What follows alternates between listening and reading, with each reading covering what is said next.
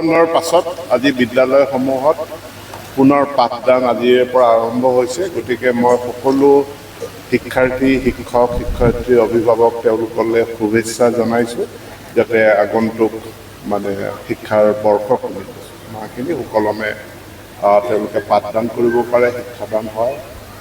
লগতে আজি এই প্ৰথম দিনটোতে এটা NGO north east centre for equity action and integrated development তেওঁলোকে CSR ফাণ্ডৰ পৰা এই কামৰূপ মহানগৰ জিলাৰ 12খন বিদ্যালয়ত তেওঁলোকে টয়লেট নিৰ্মাণ কৰিছে।